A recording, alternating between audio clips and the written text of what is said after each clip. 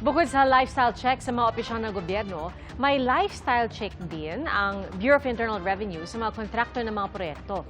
At sa Maynila, mayigit 100 proyekto ang iniimbestigahan ng lokal na pamahalaan dahil wala umanong building permit. Saksi, si Sandra Aguinaldo.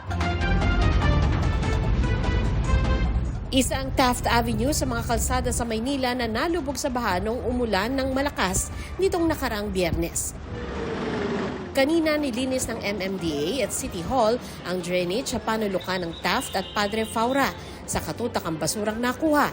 Kung tutuusin, ang lungsod ng Maynila ang nakakuha ng pinakamaraming flood control project sa Metro Manila. 215 na proyekto yan na nakakahalaga ng 14.46 billion pesos mula noong 2022. Pero ayon kay Manila Mayor Isko Moreno, nakadiskubre sila ng dagdag na 112 flood control project para sa taong 2025. Lahat ng ito, wala aniyang building permit at patuloy na iniimbestigahan. Lumalabas kasing hindi rin nakapagbayad ng kaukulang tax sa pamahalaang lungsod ang mga kontratista ng proyekto ayon sa alkalde. I ordered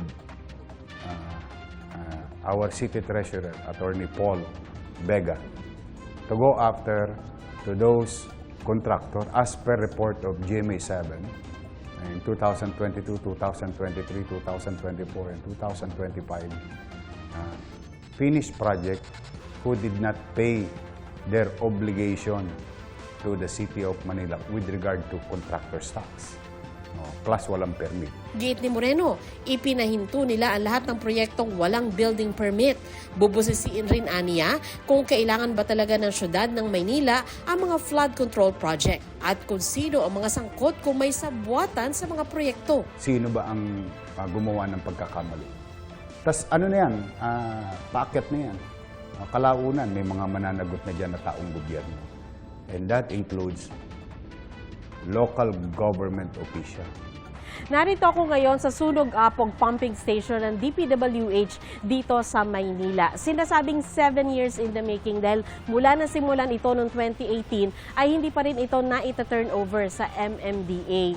Ayon sa DPWH ay patuloy ang kanilang trabaho dito para ma-upgrade nila ang pumping station. Isa ang pumping station na ito sa halimbawa ng Manila LGU ng proyektong hindi raw ikinonsulta sa kanila. Pero sabi ng DPWH, makatutulong ang pumping station para maibsan ang baha sa lugar. Paliwanag ng DPWH, lubhang marami raw ang nakukuhang basura sa estero at malala rin ang siltation doon. Resulta, lagi raw nasisira ang pumping station. Kaya ito sumasailalim sa upgrading na may budget na mahigit 94 million pesos.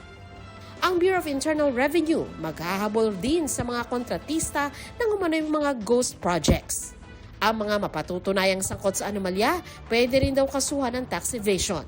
Kasama rin ang lifestyle check sa mga kontraktor, bukod sa lifestyle check na iniutos ni Pangulong Bongbong Marcos sa mga opisyal ng gobyerno. Ngayon, ang ginagawa natin na lifestyle checks dun sa mga contractors at saka yung may-ari ng mga contractors na ito dahil nakikita natin na marami silang ari-arian na finoflaunt at nakikita natin na malaki ang kanilang mga properties, yung titingnan natin. So, ibabangga natin yan sa revenues. Ayon naman kay DPWH Secretary Manuel Bunuan, bumuo na siya ng Anti-Corruption Task Force para doon magsumbong ang publiko sa mga umano'y maanomalyang proyekto ng DPWH. To be able for them to receive complaints about our people and do checking on them, yung mga kung may mga corruption practices.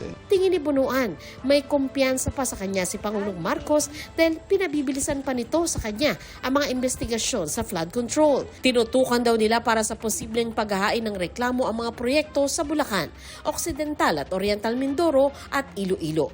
Sa gitna naman ng utos na lifestyle checks ng Pangulo, handa raw si Bunuan na buksan ang kanyang Statement of Assets, Liabilities and Net Worth o SALN. Well, if there's going to be a formal lifestyle check that will be carried on, I think public document naman to eh. At mga luxury vehicles, mga ganyan. Well, we just have to say, we're just 3 years in this administration. And I also came from the private sector. But I'm open. Anything. Para sa GMA Integrated News, ako si Sandra Aguinaldo, ang inyong saksi. Mga kapuso, maging una sa saksi. Mag-subscribe sa GMA Integrated News sa YouTube para sa iba't ibang balita.